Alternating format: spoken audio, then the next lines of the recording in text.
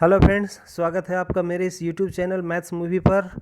और आज हम लोग मैट्रिक की परीक्षा जो कि 2019 में सेकंड शिफ्ट में हुई थी, उसमें सोशल साइंस अर्थात सामाजिक विज्ञान विषय के कुछ महत्वपूर्ण क्वेश्चन को विस्तार के साथ जानेंगे। तो आइए हम शुरू करते हैं। ये क्वेश्चन नंबर 1, यंग यूरोप का संस्थापक कौन था? मेजनी, गैरीवाल्डी, विक्टर इमैनुअल या मुसोलिनी? तो इसका सही जवाब हो जाएगा ऑप्शन क, मेजनी। मेजनी के बारे में और कुछ हम लोग जान लेते हैं। तो मेजनी का पूरा नाम ज्यूसेपे मेजनी था। क्या था? Giuseppe Mazzini. और मेजनी को इटली का स्पंदित हृदय भी कहा जाता था। वे एक राजनेता, पत्रकार तथा पत्रकार भी थे। ये 1833 में बर्न में यंग यूरोप का संस्थापक थे। और जो हमारे भारत के वीर सावरकर थे, उनके ये आदर्श थे, अर्थात मेजनी को वीर सावरकर अपना आदर्श मानते थे। ठीक है फ्रेंड्स। क्वेश्चन नंबर 2, यूरोप का मरीज किसे कहा जाता था? तुर्की को, इटली को, इंग्लैंड को या फ्रांस को? तो इसका सही जवाब हो जाएगा तुर्की को। यूरोप का मरीज किसे कहा जाता था? तो तुर्की को। अब तुर्की जो है क्या है? तो यह एक यूरेशिया में स्थित देश है। इसकी राजधानी कहाँ है? तो अंकारा में है। और यह पूरे विश्व में एक ऐसा मुस्लिम देश है जो कि धर्मनिरपेक्ष है। तो इस प्रश्न से हमें इतनी जानकारी प्राप्त होती है। क्वेश्चन नंबर 3 हम लोग देखेंगे, कार्ल मार्क्स का जन्म कहाँ हुआ था? जर्मनी में, इंग्लैंड में, फ्रांस में या पोलैंड में? तो इसका सही जवाब हो जाएगा ऑप्शन क, जर्मनी में। तो यह हम लोग जान लेते हैं कि जर्मनी की राजधानी कहाँ है? तो बर्लिन है।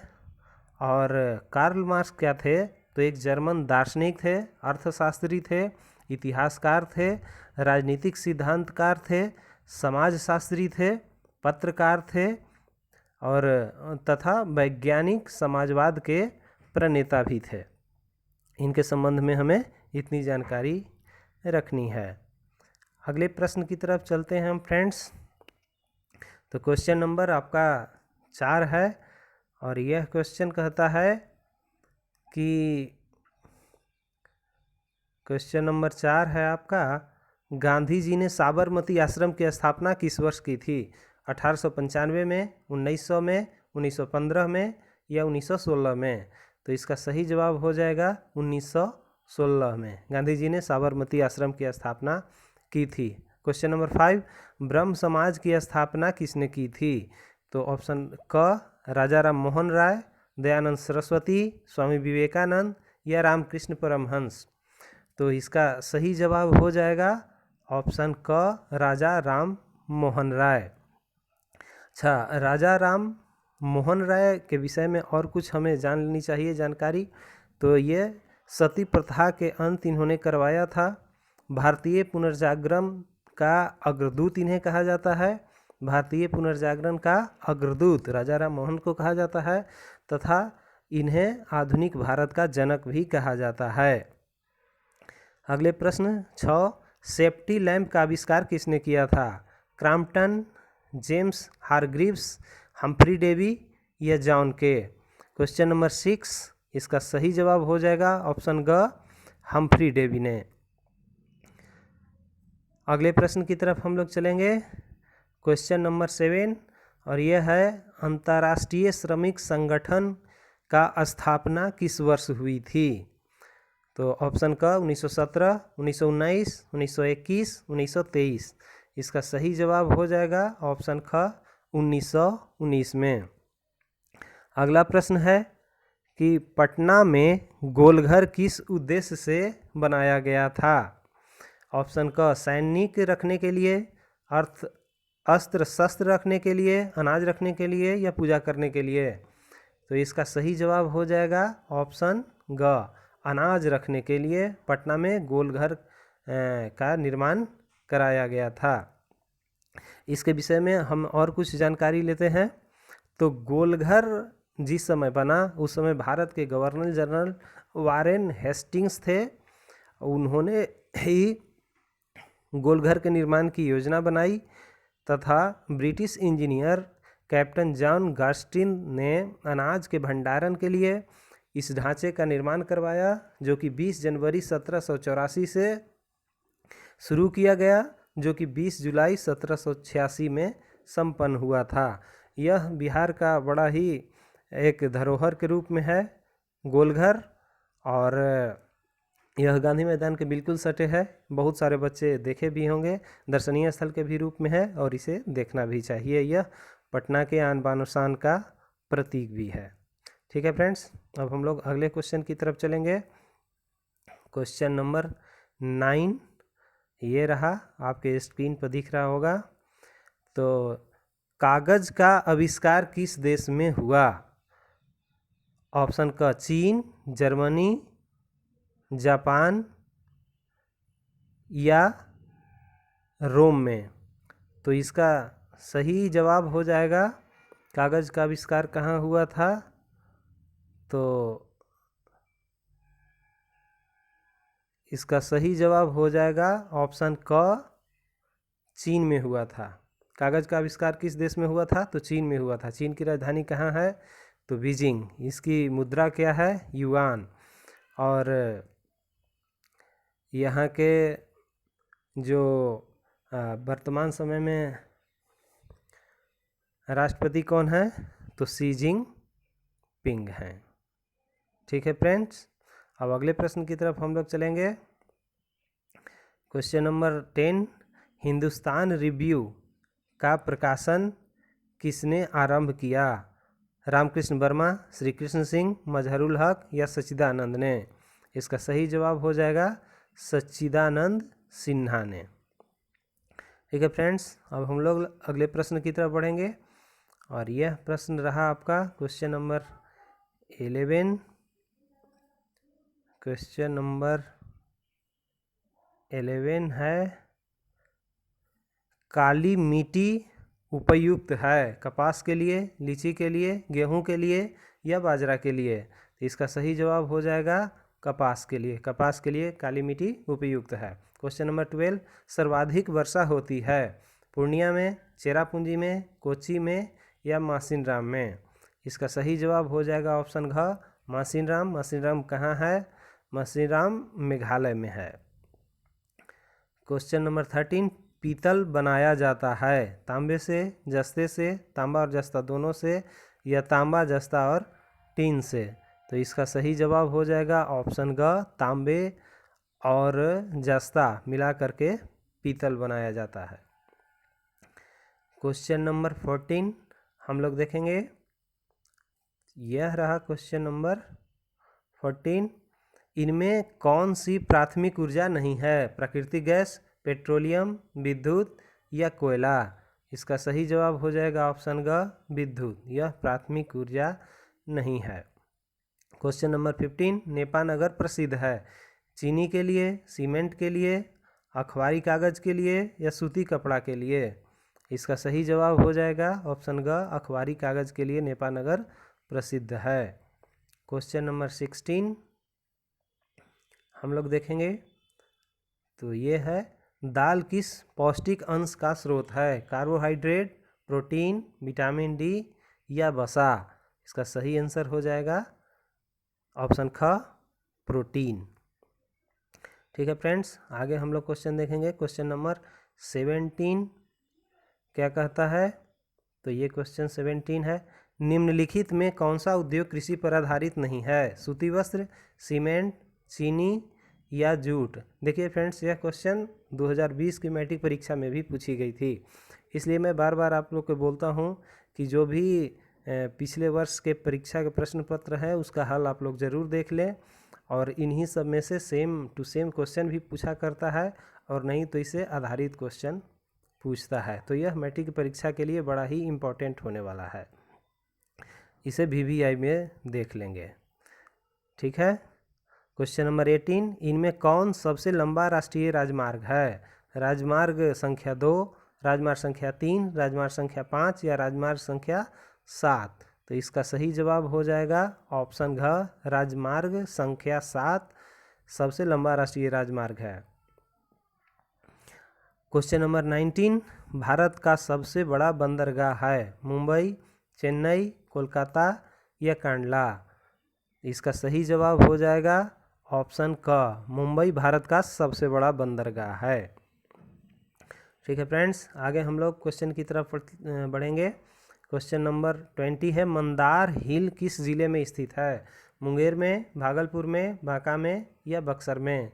इसका सही जवाब हो जाएगा ऑप्शन ग, बांका में।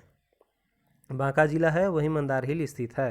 क्वेश्चन नंबर 21, 16वीं लोकसभा में महिला सदस्यों की संख्या कितनी थी? 61, 63, 65 या 67 अर्थात 67। इसका सही जवाब हो जाएगा आपका क, 61। क्वेश्चन नंबर 22, झारखंड राज्य का गठन कब हुआ था? 1 नवंबर 2000 को, 9 नवंबर 2000 को, 15 नवंबर 2000 को या 15 नवंबर 2001 को? तो इसका सही जवाब होगा ऑप्शन ग, 15 नवंबर 2000 को झारखंड राज्य का गठन हुआ था। तो इससे संबंधित और कुछ हम लोग देख लें कि 2000 में 3 भारतीय राज्य का गठन हुआ था। एक झारखंड था, दूसरा छत्तीसगढ़ था और तीसरा उत्तराखंड था। तो सबसे पहले 1 नवंबर 2000 को 26वें राज्य के रूप में छत्तीसगढ़ का गठन हुआ था। छत्तीसगढ़ की राजधानी रायपुर है। और 27वें राज्य के रूप में 9 नवंबर 2000 को उत्तराखंड का गठन हुआ था। इसकी राजधानी देहरादून है। तथा 15 नवंबर 2000 को झारखंड राज्य का गठन हुआ था। इसकी राजधानी रांची है। तो इस प्रश्न से हमें इतनी जानकारी प्राप्त होती है, इसे ध्यान रखना है क्योंकि दूसरे प्रश्नों को भी हम आराम से हल कर सकें, सही उत्तर दे सकें। अगला प्रश्न 23, 1977 में लोकसभा के चुनाव में किस दल को स्पष्ट बहुमत मिला? भारतीय जनता पार्टी, भारतीय राष्ट्रीय कांग्रेस या भारतीय कम्युनिस्ट पार्टी? तो इसका सही जवाब हो जाएगा ऑप्शन ख, जनता पार्टी को।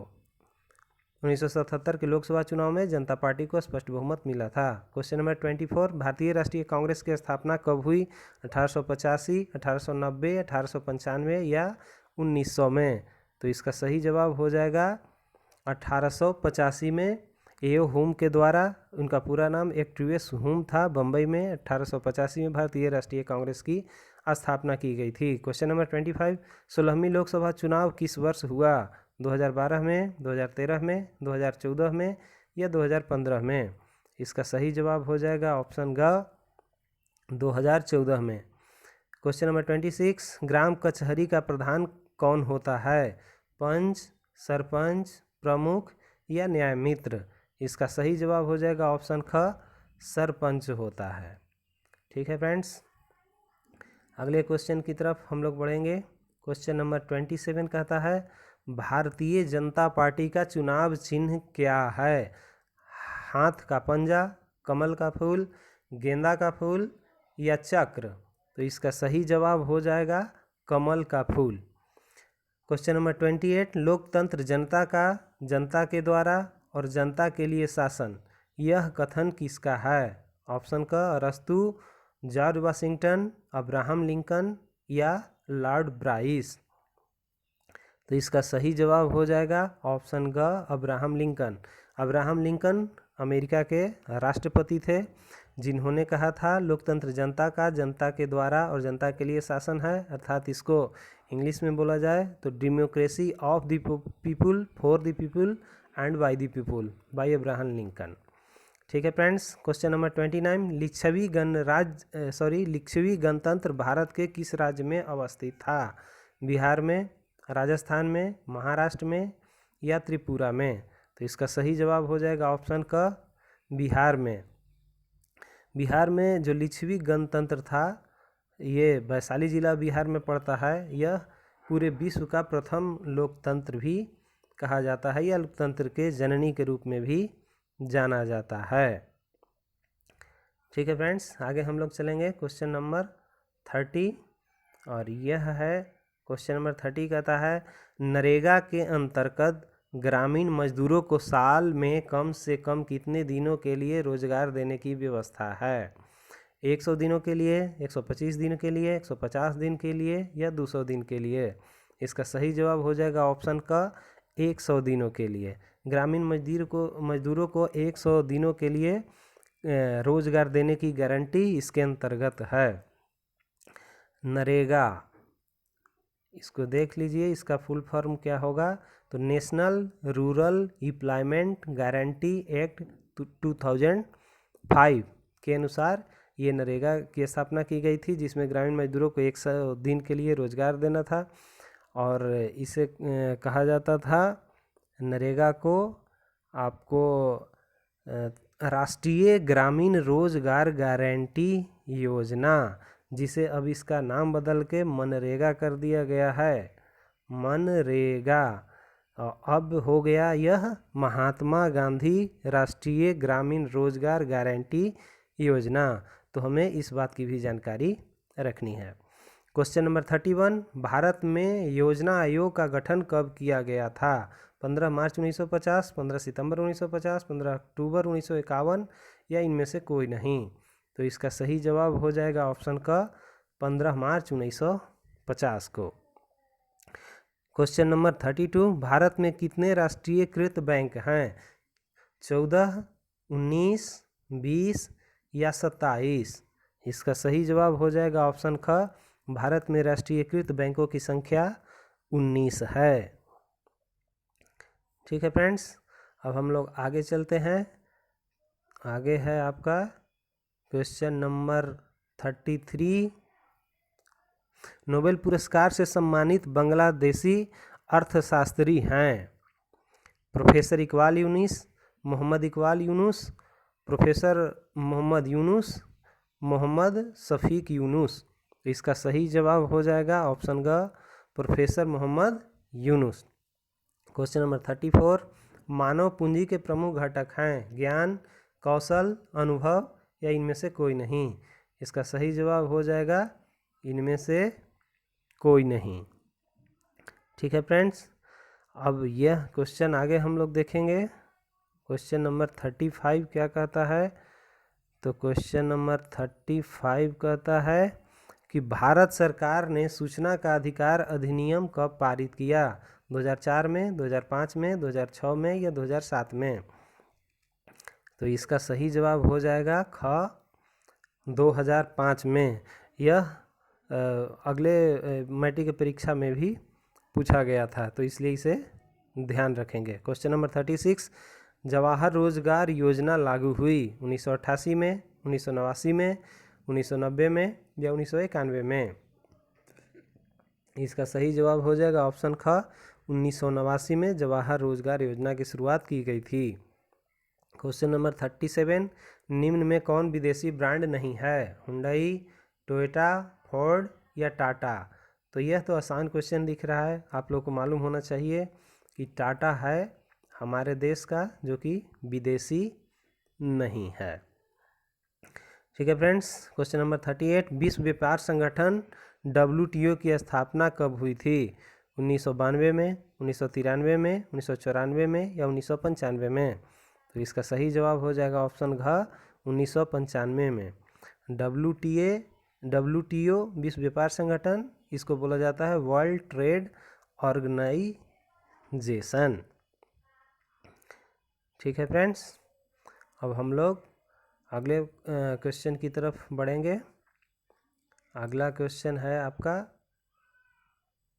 ये रहा 39 क्वेश्चन नंबर है, इनमें कौन सी प्राकृतिक आपदा नहीं है? 1 मिनट, इनमें से कौन सी प्राकृतिक आपदा नहीं है? आतंकवाद, सुनामी, बाढ़ या भूकंप? तो इसका सही जवाब हो जाएगा क, आतंकवाद। यह मानव प्रायोजित है, प्राकृतिक नहीं है, जबकि सुनामी प्राकृतिक है, बाढ़ प्राकृतिक है और भूकंप भी प्राकृतिक आपदा है। अब लास्ट क्वेश्चन आज का रहेगा फ्रेंड्स, क्वेश्चन नंबर 40, भारत में अत्यंत विनाशकारी भूकंप कब आया था? तो इसका ये ऑप्शन 1934, 1948, 1967 या 1990 में?